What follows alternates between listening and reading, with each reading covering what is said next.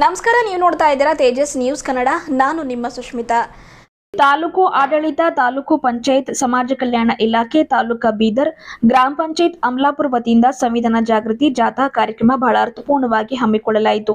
ಮೊದಲಿಗೆ ಅಮಲಾಪುರ ಗ್ರಾಮದ ಹೊರವಲಯದಿಂದ ಈ ಒಂದು ಸಂವಿಧಾನ ಜಾಗೃತಿ ಜಾಥಾ ವಾಹನಕ್ಕೆ ಪುಷ್ಪವನ್ನ ಸುರಿಸುವ ಮೂಲಕ ಒಂದು ಗ್ರಾಮದ ಹೊರವಲಯದಿಂದ ವೇದಿಕೆ ಕಾರ್ಯಕ್ರಮದವರೆಗೂ ಬಹಳ ಅರ್ಥಪೂರ್ಣವಾಗಿ ಅದ್ದೂರಿ ಮೆರವಣಿಗೆ ಮೂಲಕ ಸಂವಿಧಾನ ಜಾಗೃತಿ ಜಾಥಾವನ್ನ ವೇದಿಕೆ ಕಾರ್ಯಕ್ರಮದವರೆಗೂ ಬರಮಾಡಿಕೊಳ್ಳಲಾಯಿತು. ಮೆರವಣಿಗೆಯುದ್ದಕ್ಕೂ ಸಂವಿಧಾನ ಭೀಮಗೀತೆಯ ಹಾಡಿಗೆ, ಡಿಜೆ ನಾದಕ್ಕೆ ಗ್ರಾಮದ ಮುಖಂಡರು, ಹಿರಿಯರು, ಶಾಲಾ ವಿದ್ಯಾರ್ಥಿಗಳು ಕುಣಿದು ಕುಪ್ಪಳಿಸಿದರು. ಬಳಿಕ ವೇದಿಕೆ ಕಾರ್ಯಕ್ರಮವನ್ನ ಸಂವಿಧಾನ ಶಿಲ್ಪಿ ಡಾಕ್ಟರ್ ಬಾಬಾ ಸಾಹೇಬ್ ಅಂಬೇಡ್ಕರ್ ಅವರು, ವಿಶ್ವಗುರು ಬಸವಣ್ಣ ಹಾಗೂ ಗೌತಮ ಬುದ್ಧ ಅವರ ಭಾವಚಿತ್ರಕ್ಕೆ ಪೂಜೆ ಸಲ್ಲಿಸುವ ಮೂಲಕ ಸಂವಿಧಾನ ಜಾಗೃತಿ ಜಾಥಾದ ವೇದಿಕೆ ಕಾರ್ಯಕ್ರಮಕ್ಕೆ ಚಾಲನೆ ನೀಡಲಾಯಿತು. ಅದರಂತೆ ಇದೇ ವೇಳೆ ಎಲ್ಲರೂ ಸಾಮೂಹಿಕವಾಗಿ ಸಂವಿಧಾನ ಪೀಠಿಕೆ ವಾಚನವನ್ನ ಮಾಡಿದ್ರು. ಕಾರ್ಯಕ್ರಮದಲ್ಲಿ ಮುಖಂಡರಾದ ಎನ್.ಎಂ. ಸಾಮ್ರಾಟ್ ಅವರು ಭೀಮಗೀತೆಯನ್ನ, ಸಂವಿಧಾನ ಜಾಗೃತಿ ಮೂಡಿಸುವ ಗೀತೆಗಳನ್ನ ಹಾಡಿದ್ರು. ಕಾರ್ಯಕ್ರಮದಲ್ಲಿ ಸರ್ಕಾರಿ ಪ್ರೌಢಶಾಲೆಯ ಮುಖ್ಯ ಗುರುಗಳಾದ ಭೀಮರಾವ್ ಹಡಪದ್ ಅವರು ಮಾತನಾಡಿದ್ರು. ಇದೇ ವೇಳೆ ಮುಖಂಡರಾದ ಪ್ರದೀಪ್ ನಾಟಿಕರ್ ಅವರು ಸಂವಿಧಾನ ಜಾಗೃತಿಯ ಕುರಿತಾಗಿ ವಿಶೇಷ ಉಪನ್ಯಾಸವನ್ನ ನೀಡಿದ್ರು.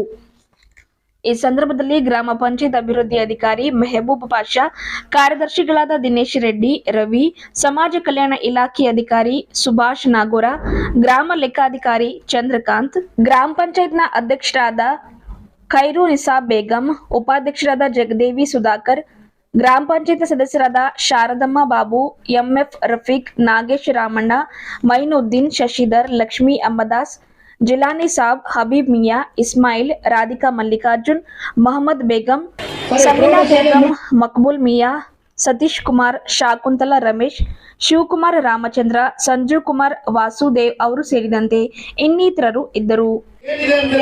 ಸಂವಿಧಾನವನ್ನು ದೇಶದ ಆಡಳಿತಕ್ಕೆ ಮಾರ್ಗದರ್ಶನ ನೀಡುವ ನಿಯಮಗಳ ನಿಬಂಧನೆಯನ್ನು ಒಳಗೊಂಡಿರುವ ಕಾನೂನು ಚೌಕಟ್ಟು ಆಗಿದೆ. ಆ ನಿಬಂಧನೆಗಳನ್ನು ಅನೇಕ ವ್ಯಕ್ತಿಗಳ ಪ್ರಕಾರ ಸದಾ ಮಾಡಿದ್ದಾರೆ. ಅದರ ಸಲುವಾಗಿ ನಮ್ಮ ಡಾಕ್ಟರ್ ಬಾಬಾ ಸಾಹೇಬ್ ಅಂಬೇಡ್ಕರ್ ಅವರು ಲಿಖಿತ ಸಂವಿಧಾನ ವಿಶ್ವದಲ್ಲೇ ಎಲ್ಲೇ ಇಲ್ಲ. ಆ ದೊಡ್ಡ ಸಂವಿಧಾನ ಯಾವುದಿದ್ರು ಅದು ಭಾರತದ ನಮ್ಮ ಡಾಕ್ಟರ್ ಬಾಬಾ ಸಾಹೇಬ್ ಅಂಬೇಡ್ಕರ್ ಅವರು ಬರೆದಂತ ಸಂವಿಧಾನ ಇದೆ. ಅದಕ್ಕೆ ಅನೇಕ ದೇಶಗಳಿಂದ ಸಂಗ್ರಹಣೆ ಮಾಡಿ, ವಿಚಾರ ಮಾಡಿ, ಮಂಥನ ಮಾಡಿಕೊಂಡು ಇವತ್ತು ನಮ್ಮ ಸಂವಿಧಾನ ಇವತ್ತು ಜಗತ್ತಿನಲ್ಲಿ ಪ್ರಸಿದ್ಧವಾದಂತಹ ಸಂವಿಧಾನ ನಮ್ಮ ಭಾರತ ದೇಶದ ಡಾಕ್ಟರ್ ಬಾಬಾ ಸಾಹೇಬ್ ಅಂಬೇಡ್ಕರ್ ಅವರ ಸಂವಿಧಾನ ಇದೆ. ಡಾಕ್ಟರ್ ಬಾಬಾ ಸಾಹೇಬ್ ಅಂಬೇಡ್ಕರ್ ಅವರು, ನಾನು ಶಿಕ್ಷಕ ಇದ್ದೀನಿ, ಆದ್ರೆ ನಿಜವಾಗಿ ಡಾಕ್ಟರ್ ಬಾಬಾ ಸಾಹೇಬ್ ಅಂಬೇಡ್ಕರ್ ಅವರ ಹೆಸರು ಅಂಬೇಡ್ಕರ್ ಅಲ್ಲ, ಅವರು ಭೀಮರಾವ್ ರಾಮ್ಜಿ ಸತ್ಪಾಲಿದ್ದಾರೆ. ಆದರೆ ಗುರುವಿನ ಹೆಸರಿಟ್ಕೊಂಡಿದ್ದಂತಹ ವ್ಯಕ್ತಿ ಈ ಜಗತ್ತಿನಲ್ಲಿ ಯಾರಿಲ್ಲ, ಅವರು ಡಾಕ್ಟರ್ ಬಿ.ಆರ್. ಅಂಬೇಡ್ಕರ್ ಅವರು. ಭಗವಾನ್ ಬುದ್ಧರು 6ನೇ ಶತಮಾನದಲ್ಲಿ, ಬಸವಣ್ಣನವರು 12ನೇ ಶತಮಾನದಲ್ಲಿ, ಡಾಕ್ಟರ್ ಬಾಬಾ ಸಾಹೇಬ್ ಅಂಬೇಡ್ಕರ್ ಅವರು 20ನೇ ಶತಮಾನದಲ್ಲಿ ಈ ದೇಶಕ್ಕೆ 3 ಬೆಳಕಾಗಿ ಬಂದರು. ಸಂವಿಧಾನ ಸುಮಾರು ಇಲ್ಲಿವರೆಗೆ ನಾವು 75 ವರ್ಷಗಳಿಂದ ಆಚರಣೆ ಮಾಡ್ತಾ ಬಂದಿದ್ವಿ. ನಮಗೊಂದು ಪ್ರಶ್ನೆ ಇದೆ. ಏನಪ್ಪ ಪ್ರಶ್ನೆ ಅಂದ್ರೆ, ಈಗ ಮೊನ್ನೆ ತಾನೇ ನಾವು ಜನವರಿ 26ರಂದು 75ನೇ ಸಂವಿಧಾನ ಅಮೃತ ಮಹೋತ್ಸವ ಆಚರಣೆ ಕಾರ್ಯಕ್ರಮ ಮಾಡಿದ್ದೀವಿ.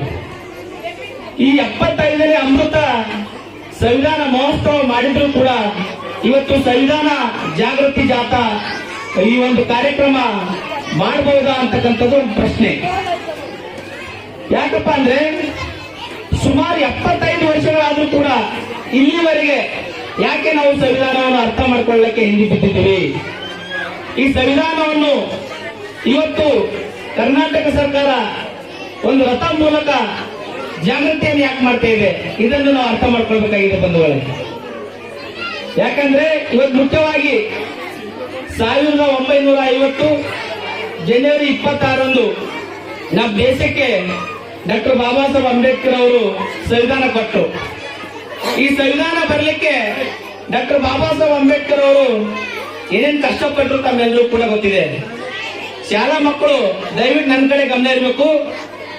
ಡಾಕ್ಟರ್ ಬಾಬಾ ಸಾಹೇಬ್ ಅಂಬೇಡ್ಕರ್ ಅವರು ಸಂವಿಧಾನ ಜಾರಿ ಬರಬೇಕಾದ್ರೆ 1900 49 ನವೆಂಬರ್ 26ರಂದು ಸಂವಿಧಾನ ಸಮರ್ಪಣೆ ಮಾಡಿದ್ರು.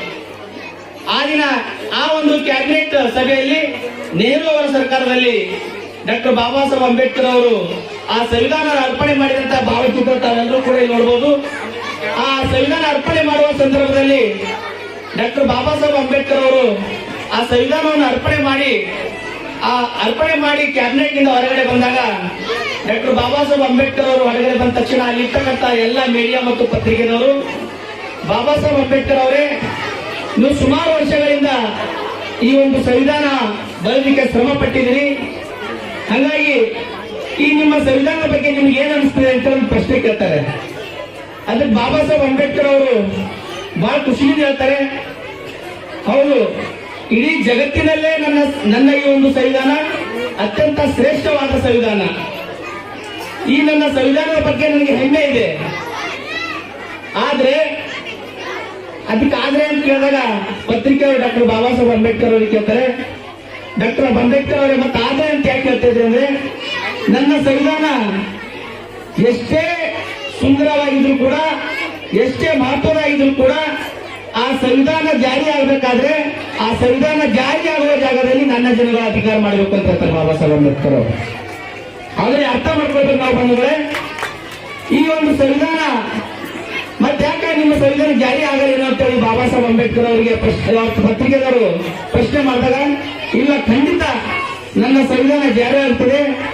ಯಾವಾಗ ಜಾರಿ ಆಗ್ತದೆ ಅಂದ್ರೆ, ಈ ಸಂವಿಧಾನವನ್ನು ಅರ್ಥ ಮಾಡಿಕೊಂಡು ಸಂವಿಧಾನ ಪ್ರೇಮಿಗಳು ಯಾವಾಗ ರಾಜಕೀಯ ಕೀಲಿಕಾಯಿ ನೀಡಿತಾರೋ ಆವಾಗ ನನ್ನ ಸಂವಿಧಾನ ಸಂಪೂರ್ಣವಾಗಿ ಜಾರಿ ಆಗ್ತದೆ ಅಂತ ಬಾಬಾ ಸಾಹೇಬ್ ಅವರು ಹೇಳ್ತಾರೆ.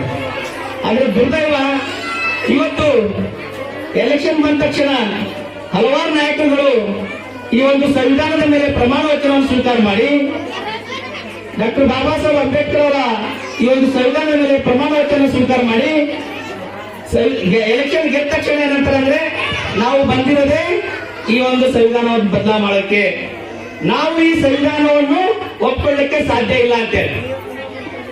ಆದ್ರೆ ನಾವು ಅರ್ಥ ಮಾಡ್ಕೋಬೇಕು ಬಂಧುಗಳೇ, ಈ ಒಂದೇ ಕಾರಣಕ್ಕೆ ಇವತ್ತೇನಪ್ಪಾ ಅಂದ್ರೆ, ಇವತ್ತು ನಿಜವಾಗ್ಲೂ ಕೂಡ ಇವತ್ತು ಸಂವಿಧಾನ ಜಾಗೃತಿ ಕಾರ್ಯಕ್ರಮ ಯಾಕಾಗ್ತದೆ ಅಂದ್ರೆ, ಅಂತ ನಾಲಾಯಕರುಗಳಿಗೆ ಪಾಠ ಕಲಿಸಬೇಕಂತ ಹೇಳಿ ಸನ್ಮಾನ್ಯ ಸಿದ್ದರಾಮಯ್ಯ ಅವರು ಮತ್ತು ಪ್ರಿಯಾಂಕ್ ಖರ್ಗೆ ಅವರು, ಎಸ್.ಸಿ. ಮಾದೇವಪ್ಪ ಸಾಹೇಬರು ಈ ಒಂದು ಸಂವಿಧಾನ ಜಾಗೃತಿ ಮೂಲಕ ಇಡೀ ಸಮಾಜಕ್ಕೆ ಒಂದು ಸಂವಿಧಾನದ ಬಗ್ಗೆ ಜಾಗೃತಿ ಮೂಡಿಸಬೇಕಂತ ಒಂದು ಕಾರ್ಯಕ್ರಮ ಮಾಡಿದ್ದಾರೆ.